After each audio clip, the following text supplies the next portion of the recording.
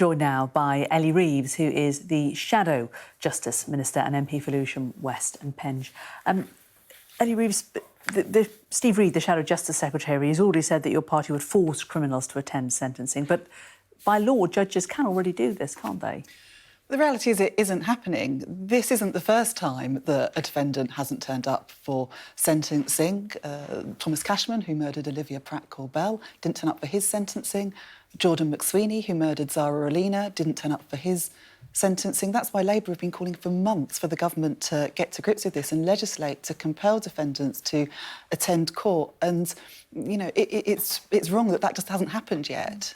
It seems to be that the issue is that the judges can legally compel people to come, but that the prison staff or the prison officers say it's too dangerous for our staff. There are reasons that we can't physically get them in. That seems to be where the problem is, isn't it? Isn't this more about actually getting the current law implemented? Well, you know, that is an issue, and we're likely to see Lucy Letby not attend the sentencing hearing today. But there are a number of things that the government could look at. For example, increasing sentences for those that don't attend court for their sentencing. Now, you know, that won't be effective in all cases. If someone is going to spend the rest of their life behind bars, that's not going to have an impact. But that's not the case in all of these cases. You could look at things like prison privileges, for example, for those that don't attend sentencing. And one of the suggestions that's been put forward is having the sentencing hearing live streamed into someone's cell when they don't attend court. All of these are really important issues to look at, but the reality is the government have had months and months to get to grips with this and have failed to act, and that's likely to result in Lucy Letby not being in court today and not hearing those impact statements and the effect that her crimes have had on the families of the victims. And for those families, for the victims, to not have that closure, to not be able to see in the whites of someone's eyes as they are told what the repercussions of what they've done, is difficult, isn't it? It's hard. It could compound their grief, some would argue. That's absolutely right. And it's been a 10-month trial, and during that time the families have sat there silently listening to all of the evidence, and actually the sentencing is the opportunity for the families to have their say, to talk about the impact that her crimes, her awful crimes, have had on them.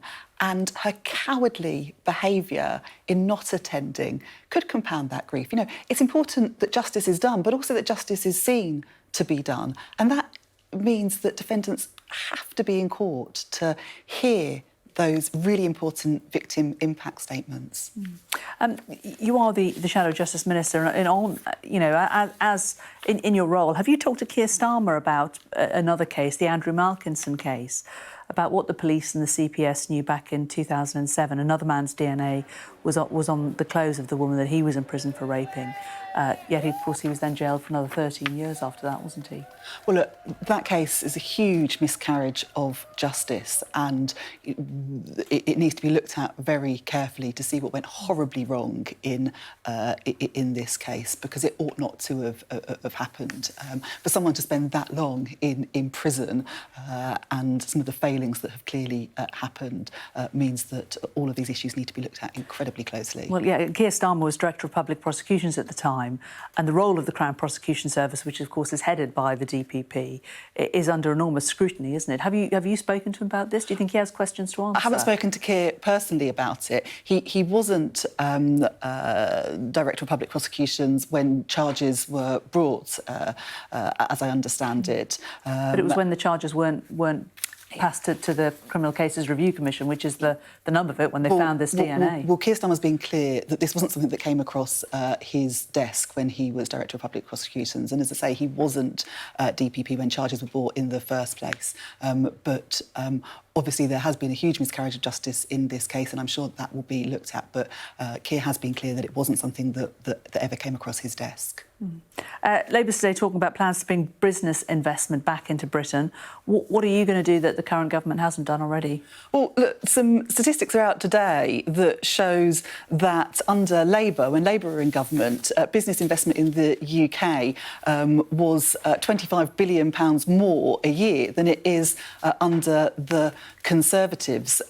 And Labour have made clear that growth, economic growth, is one of our 5 missions. At the moment, we are languishing behind other G7 countries, and we want to have the biggest sustained growth of all of those G7 countries. We did it before when we were in power, and we should be able to do it again. Has the levels of business investment changed since Brexit? Well, look, we were promised this oven-ready Brexit deal, and actually, you know, there are still issues that need ironing out. But the reality is there's a number of issues why business confidence is low. You know, last year we had 4 different chancellors and 4 different business secretaries. Then we had a Conservative government that crashed the economy with their kamikaze budget. Now, none of that is going to inspire business confidence in the UK, and you know that's why our growth is falling behind other G7 countries. Labour have got a green prosperity plan, an industrial strategy. To get us back in track so that we can be where we need to be in terms of growth. Final question before we let you go. World Cup. Britain's women did very well. England's women did very well. Didn't quite make it.